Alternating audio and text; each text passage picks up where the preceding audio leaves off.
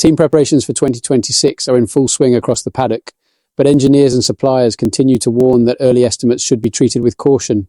The new technical package will change fundamental aspects of the cars, more electrical power, the loss of the MGU-H and active aerodynamics, and that uncertainty makes reliable forecasting difficult this close to the first run of the new regulations. That caveat matters because several organizations have already published preliminary numbers and expectations.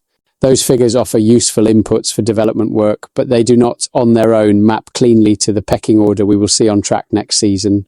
The reasons are practical, technical, and not least, rooted in how teams interpret and simulate the same rulebook. Mario Isola, head of Pirelli operations, told motorsport.com that the tyre supplier asks all teams for their predicted downforce levels so it can size and validate compounds. That is our request, yes. All teams have to give us a forecast of where they think they will be at the end of next season in terms of downforce levels, he said.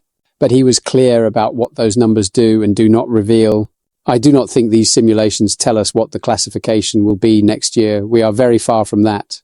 Isola pushed back on headlines that read Team X will dominate because of a higher downforce figure.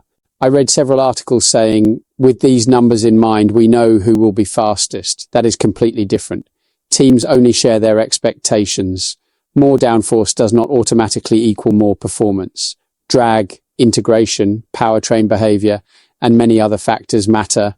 For Pirelli, the uncertainty creates a practical challenge. The supplier needs conservative integrity targets for the tyre construction, so the products will survive the loads expected, not just at the start of the year, but at the end of development cycles. It is difficult for teams to make reliable simulations, but we need those numbers to determine tyre integrity, Isola explained. We prefer to develop a tyre aligned with end-of-year forecasts rather than risk under-specifying structure and then raising pressures excessively. Isola also explained the company's strategy on compound range. Pirelli is using a C3 baseline for 2026, matching the current C3 hardness, and plans to widen the gaps between compound choices so it can adapt selections to differing car behaviors. That flexibility should let Pirelli respond to the real-world performance spread once on-track data becomes available in December and beyond.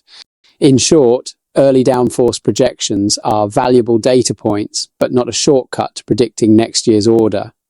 Teams and tyre suppliers still expect the field to converge as simulations mature.